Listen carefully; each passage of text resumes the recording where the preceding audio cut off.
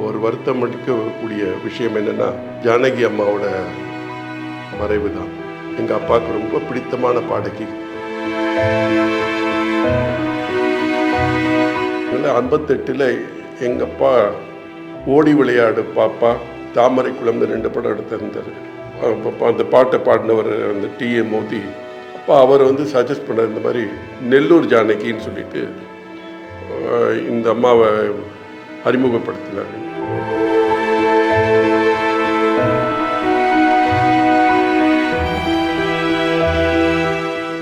அவங்கள்ட்ட ஒரு ஸ்பெஷாலிட்டி என்னென்னா, பாடல் பாடும்போது இந்த மூச்சு வந்து இந்த தம் எடுக்கணும்.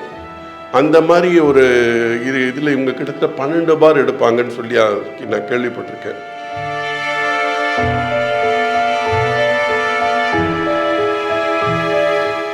தமிழ்நாட்டில் வந்து ஒரு சிறந்த பாடகி, நிறைய பாடல்கள் பாடி மனதை கவர்ந்த ஒரு கலைஞர் நம்மிடத்தில் இல்லைங்கிறது ஒரு பெரிய வருத்தம் தான். Holidays-nale, adu namma GT Holidays da. South India's #1 travel brand. BCA Cybersecurity, AI and ML, BBA Digital Marketing, FinTech and Digital Banking போன்ற Industry 4.0 courses join பண்ண JNN College of Arts and Science, Redis, Chennai. JNN Institute of Engineering, Chennai. Join CSE, AI and ML, Cybersecurity, MBA and more. TNEA Counseling Code 1126. அது இது அப்படி இப்படின்னு எப்படி பார்த்தாலும் இதுதான் ஹிட்டான ஆஃபர்.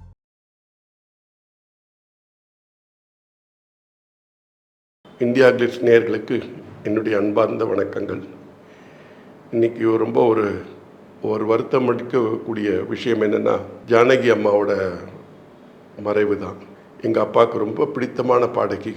அவங்க முதல்ல ஏவிஎம் ஸ்டுடியோவில் ஆர் சுதர்ஷனம்னு மியூசிக் டைரக்டரு, அவங்களுடைய இசையில் பாட வந்தாங்க. அந்த படத்து பேர் விதியின் விளையாட்டுன்னு நினைக்கிறேன். அந்த படத்தில் பாட வந்தாங்க. பாடல் அவங்களுக்கு அது அவங்க கற்றுக்கும்போது தெலுங்கு அந்த உச்சரிப்பில் கலந்ததுனால அவங்களுக்கு கொஞ்சம் தடுமாற்றம் இருந்தது. இதை சிஎஸ் ஜெயராமன் அந்த காலத்தில் ஒரு பெரிய ஒரு பாடகர், உங்களுக்கு எல்லோரும் தெரிஞ்சிருக்கும். நம்ம கலைஞருக்கு உறவினர், மாமா முறை உறவினர். அவர் வந்து இந்த பொண்ணு தனியாக ஏதோ அழுதுட்டுருக்குங்கிறது கேட்கும்போது லெட்டரை வந்து அவங்க மாமனார் கொடுத்துருக்காங்க, ரெக்கமெண்டேஷனில் வந்திருக்கேன், பாடினேன், அவங்களுக்கு ஏதோ பிடிக்கலை போல இருக்குது அப்படின்னு. இவர் போய் சுதர்ஷன்கிட்ட போயிட்டு இவர் குரல் கேட்டிருக்காரு. குரல் ரொம்ப நல்லா இருக்கேப்பா, நீ சொல்லி கொடுத்து பாட வை அப்படின்னு சொல்லி சஜஸ்ட் பண்ணியிருக்காரு. அப்படி வந்து முதல் பாடல் பாடினாங்க. அந்த பாட்டில் என் ஆசை பாழா போச்சோ ஏதோ ஒரு லைன், அது அந்த மாதிரி லைனில் ஒரு பாட்டு இல்லது அது. அதுவே ஒரு அறச்சொல். அந்த முதல் பாடலே ஒரு அறச்சொல்.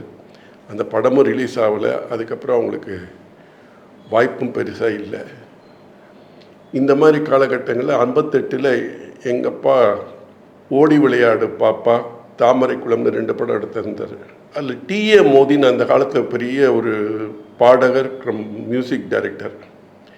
இந்த கானா இன்பம்னு ஒரு பாட்டு ஒன்று இந்த சபாஷ் மீனாவில் கேட்டிருப்பீங்க. அந்த பாட்டு, அந்த பாட்டை பாடினவர் அந்த T.A. மோதி தாமரை குளத்துக்கு இசை அவர் தான் அமைச்சார். அப்போ அவர் வந்து சஜஸ்ட் பண்ண இந்த மாதிரி நெல்லூர் ஜானகின்னு சொல்லிட்டு இந்த அம்மாவை அறிமுகப்படுத்தினாங்க. இவங்க பாடினாங்க, ரொம்ப நல்லா இருந்தது அந்த பாட்டு.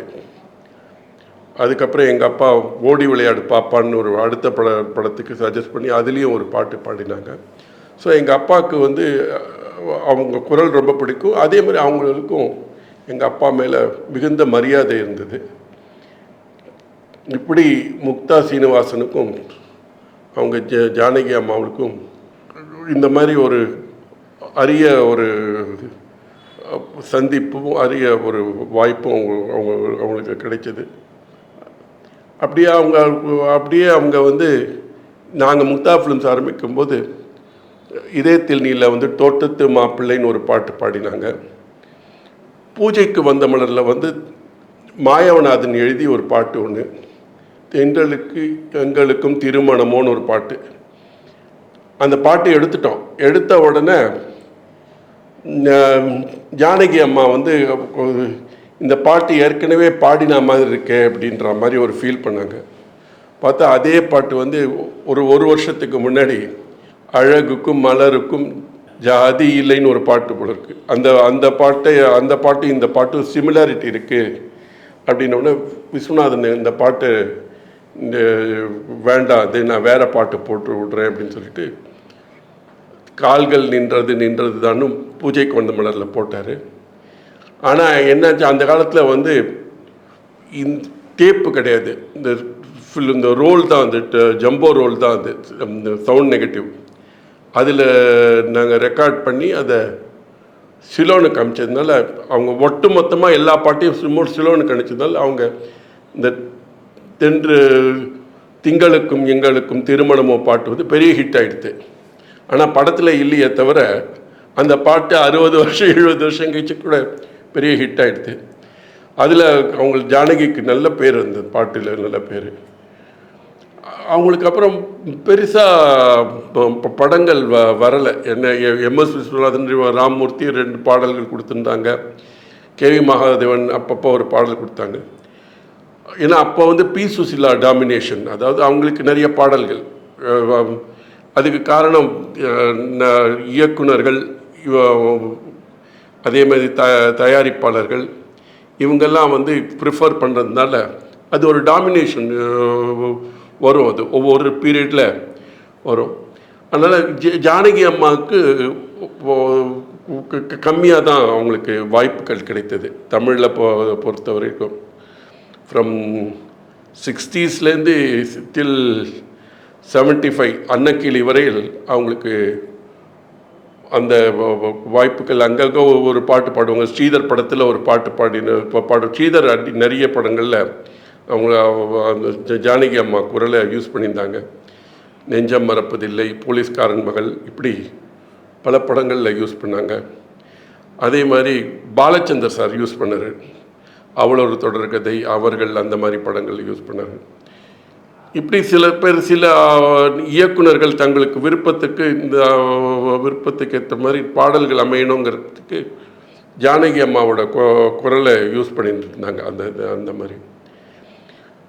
ஆனால் இவங்க வந்து கன்னடத்தில் பெரிய ஒரு இது வந்தது, அவங்களுக்கு மார்க்கெட் இருந்தது. ராஜ்குமார், பிபி ஸ்ரீனிவாஸ் இவங்களோட நிறைய பாடல்கள் பாடினாங்க.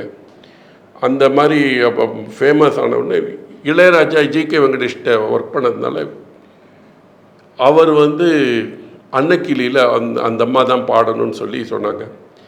தயாரிப்பாளர்கள் பி சுசிலாவை ரெக்கமெண்ட் பண்ணாலும் விடாப்பிடியாக ஜானகி தான் நிறைய பாடல்கள் பாடணும்னு சொல்லி அவங்க சொன்னதில் அன்னக்கிளி உன்னை தேடுது, மச்சானை பார்த்தீங்களாங்கிற பாட்டை பெரிய ஹிட் ஆச்சு. சுசிலாவும் அந்த படத்தில் பாடினாங்கன்னு இருந்தாலும் ஜானகிக்கு நிறைய பாடல்கள் கொடுத்தார் இளையராஜா. இதை ஹிட் ஆனதுக்கப்புறம் அவருக்கு ஒரு லக்கு ஒன்று ஃபார்ம் ஆனதுனால எஸ்பி பாலசுப்ரமணியம் ஜானகி இளையராஜா ஜானகி இப்படி பல பாடல்கள் பெரிய ஹிட் ஆச்சு. 75க்குள்ளே தான் ரிலீஸ் ஆச்சுன்னு நினைக்கிறேன் அன்னக்கிளி. அதுலேருந்து கண்டினியூஸாக டில் 2000 மட்டும் சொல்லலாம் அவங்களுக்கு நிறைய பாடல்கள் பாடினாங்க. நேஷ்னல் அவார்டு வாங்கினாங்க. 2 பாடல்களுக்கு நேஷ்னல் அவார்டு வாங்கினாங்க. ரொம்ப ஒரு இதுவாக தான் பண்ண. எங்கள் படத்தில் அதுக்கப்புறம் கூட மிஸ்டர் மிராண்டான்னு ஒரு பாட்டு பாடினாங்க. அதுக்கப்புறம் லுக் லவ் மீ டியர்னு ஒரு பாட்டு பாடினாங்க. அதுக்கப்புறம் கோடை மழையில் பாடினாங்க. ராஜபாண்டியில் இப்படி எங்கள் படத்தில் பாடியிருக்காங்க. ஸோ அருமையான குரல். அவங்கள்ட்ட ஒரு ஸ்பெஷாலிட்டி என்னென்னா, பாடல் பாடும்போது இந்த மூச்சு வந்து இந்த தம் எடுக்கணும். அந்த மாதிரி ஒரு இதில் இவங்க கிட்டத்தட்ட 12 பார் எடுப்பாங்கன்னு சொல்லி நான் கேள்விப்பட்டிருக்கேன். எனக்கு அந்த கணக்கு தெரியாது. பட் 12 பார் மட்டும் அவங்களோட அந்த மூச்சு விடாமல் பாடுவாங்க அப்படிங்கிற இது உண்டு, அவங்களுக்கு கெப்பாசிட்டி உண்டு. அதனால் இப்போ நல்ல ஒரு கஷ்டமான பாடல்கள்லாம் ஜானகி ரொம்ப ஈஸியாக பாடிடுவாங்க. கம்பேரிங் அதர் சிங்கர்ஸோட ஜானகி அம்மா ஈஸியாக பாடுவாங்க. அந்த மாதிரி இருக்கும்போது அந்த மாதிரி டைப் ஆஃப் பாடல்கள் வந்து நிறைய ஒரு சேலஞ்சிங் பாடல்கள் வந்து விஸ்வநாதன் ராமூர்த்தி அவர்கள் கொடுத்தாங்க, விஸ்வநாதன் கொடுத்தாரு. அதுக்கப்புறம் இளையராஜா கம்ப்ளீட்டாக அதை டிபெண்ட் பண்ணி தான் நிறைய பாடல்கள் கொடுத்துருக்காரு. ஸோ அதாவது ஒரு சிறந்த பாடகி, தமிழ்நாட்டில் வந்து ஒரு சிறந்த பாடகி, நிறைய பாடல்கள் பாடி மனதை கவர்ந்த ஒரு கலைஞர் நம்மிடத்தில் இல்லைங்கிறது ஒரு பெரிய வருத்தம் தான். எல்லாரும் அவர்களுக்கு முதலமைச்சர் வந்து வருத்தம் தெரிவித்தாங்க, எல்லாமே வருத்தம் தெரிவித்தாங்க. என்னை பொறுத்தவரையில் சினி மியூசிக் அசோசியேஷனும் சரி, சேம்பரும் சரி, ரசிகர்களும் சரி, அவங்க மரணத்துக்கு அப்புறம் அவங்க வந்து பெருசாக அதை கண்டுக்கலையோ என்னமோ தெரியல. அதுக்கு ஒரு பெரிய ஒரு இரங்கல் கூட்டமோ இதுவோ ஒன்றும் பெருசாக நடந்த மாதிரி தெரியல. அது அரசு தலைமையிலையும் சரி அல்லது திரைப்பட தொழிலாளர்கள் இந்த சம்மேளனத்துலேயும் கேட்டுக்கிறேன். சினிமா மியூசிஷியன்ஸ் அவங்க சைட்லேயும் கேட்டுக்கிறேன்.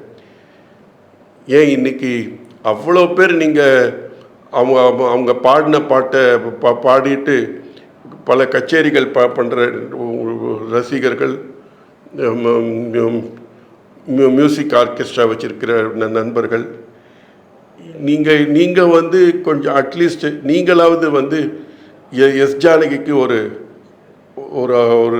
இரங்கல் கூட்டம், அவங்க பாடின பாட்டை நினைவுபடுத்தி ஒரு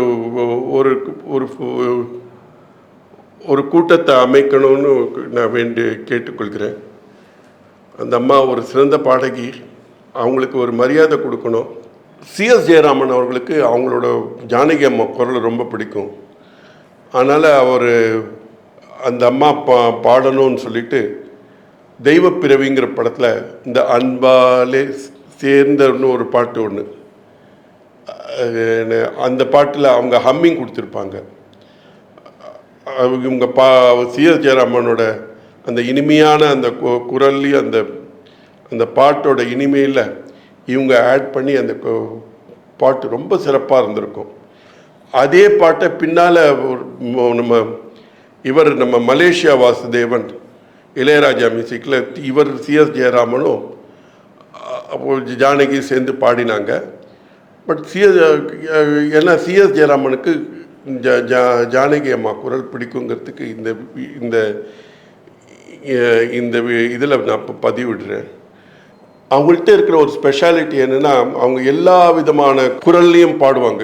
டிஎம்எஸ் மாதிரியும் பாடுவாங்க, எஸ்பிபி மாதிரியும் பாடுவாங்க, ஏசுதாஸ் மாதிரி பாடுவாங்க, சின்ன குழந்தைய பாடுற மாதிரி பாடுவாங்க, அதே மாதிரி வயதானவர்கள் மாதிரி பாடுவாங்க. நீங்கள் 16 வயது நிலையில் வந்து இந்த ஆட்டுக்குட்டி முட்டையிட்டுல கடைசியில் அந்த ஒரு வயசான கிழவி பாடுவாங்க, அந்த குரலையும் இவங்க பாடியிருக்காங்க. அதே மாதிரி சின்ன குழந்தை ஒரு படத்தில் பாடிற மாதிரியும் பாடியிருக்காங்க. நம்ம பாக்கியராஜ் படத்தில் இந்த டேடிங்கிற பாட்டில் பாடியிருக்காங்க. நிறைய மியூசிக் கச்சேரியில் அவங்க வந்து கொஞ்சம் டிஎம்எஸ் மாதிரி மிமிக்ரியும் பண்ணியிருக்காங்க. ஸோ அதனால் அவங்களுக்கு வந்து ஒரு வர்சடைல் இது சிங்கர் அவங்க. ரெண்டாவது அவங்க எல்லா விதமான எமோஷன்ஸையும் கொண்டு வருவாங்க. அந்த பாடலில் வந்து ஒரு சோக பாடலாக இருந்தால் நம்மளை அழ வச்சுருவாங்க. அதே சமயத்தில் ஒரு விரகதாபம் உள்ள பாடலாக இருந்தால் நம்ம அதுக்கேற்ற மாதிரி கொடுப்பாங்க. அதனால் அவங்களோட இந்த எமோஷன்ஸை கொடுக்கறதுல ரொம்ப ஒரு கெட்டிக்காரத்தனம், ஒரு திறமை இருந்தது அவங்கள்ட்ட. அதை பல மியூசிக் டைரக்டர்ஸ் அதை யூஸ் பண்ணியிருக்காங்க. ஜானகி அம்மாவோட ஹஸ்பண்ட் வந்து டாக்டர். அவர் வந்து பல நேரம் நாங்கள் சந்திச்சிருக்கோம். அவர் வந்து ரொம்ப ரொம்ப ஒரு டெடிக்கேட்டட் பர்சன். தம் ஹஸ்பண்ட் அவங்க ஜானகி அம்மாவோட குரல் இதெல்லாம் ரொம்ப அக்கறை கொண்டவங்க. இது சாப்பிடணும், இது சாப்பிடக்கூடாதுன்னு சொல்லக்கூடியவங்க. ஒரு சமயம் நான் கேள்விப்பட்டதில் இவங்களுக்கு ஏதோ ஒரு பிரச்சனை, வயிற்று வலி வரும்போது அவங்களே சொன்னது, எஸ்பிபி சஜஸ்ட் பண்ணி ஒரு மாத்திரையை கொடுத்துட்டாரு. அந்த மாத்திரையோட இவங்க சாப்பிட்ட உடனே இவங்களுக்கு ஃபீவர் அது இதுன்னு வந்தது. பயங்கரமாக உடம்பெல்லாம் பிரச்சனை வந்து மூச்சு விட முடியாமல் இருந்தது. அந்த மூச்சு விட முடியாத சமயத்தில் அவங்க பாடின பாட்டு இந்த சங்கராபரணமில் வந்து சாமஜ வர ரமணான்னு ஒரு பாட்டு. அந்த பாட்டை பாடி முடித்த உடனே ஃபெயிண்ட் ஆகிட்டாங்க. அப்புறம் ஹாஸ்பிட்டலுக்கு தூக்கிட்டு போயிட்டு அவங்கள ட்ரீட்மெண்ட் பண்ணிட்டு அப்புறம் அவங்க ஹஸ்பண்ட் சொன்னோன்னே இந்த நீ யாரை கேட்டுன்னு இந்த மெடிசனை சாப்பிட்டேன்னு சொல்லி அவங்களே சொன்ன ஒரு பதிவு அது. ஸோ அதனால் இவங்க வந்து அதுக்கு உடம்புக்கு இப்போ ஒரு பிரச்சனை இருக்கும்போது அதையும் மீறி அவங்க பாடக்கூடியவங்கன்னா அந்த அளவுக்கு திறமை வாய்ந்த ஒரு பாடகி நம்மிடையே இல்லைங்கிறது ஒரு பெரிய வருத்தம். கர்நாடக அரசு ஐயா டி.கே. சிவகுமார் அவர்கள் அவர் மாதிரி அந்த அம்மாவுக்கு அரசு மரியாதை கொடுத்தாங்கன்னு கேள்விப்பட்டோம். ரொம்ப சந்தோஷமாக இருந்தது. ஏன்னா அவங்க கன்னடத்தில் நிறைய பாடல்கள் ரொம்ப பெரிய பெரிய ஹிட்ஸு சொல்கிறாங்க. ராஜ்குமாரோட ஏகப்பட்ட பாடல்கள் பாடியிருக்காங்க அவங்க. அதெல்லாமே அது அவங்கள நைட்டிங்கேல் ஆஃப் சவுத் இந்தியான்னு சொல்லுவாங்க. அந்த மாதிரி நிறைய பாடல்கள் பாடியிருக்கிறதுனால அரசு மரியாதை கூட கொடுத்துருக்காங்க. பட் அது மட்டும் பத்தாது. தமிழக அரசும் சரி, நம்ம மியூசிக் அசோசியேஷனும் சரி தகுந்த மரியாதை கொடுப்பாங்கன்னு நான் எதிர்பார்க்குறேன். Holidays-nale அது நம்ம GT Holidays தான். South India's #1 travel brand. BCA Cyber Security, AI and ML, BBA Digital Marketing, Fintech and Digital Banking போன்ற Industry 4.0 courses join பண்ண JNN College of Arts and Science, Redis, Chennai. JNN Institute of Engineering, Chennai. Join CSE, AI and ML, Cyber Security, MBA and more. TNEA Counseling Code 1126. அது இது அப்படி இப்படின்னு எப்படி பார்த்தாலும் இதுதான் ஹிட்டான ஆஃபர்.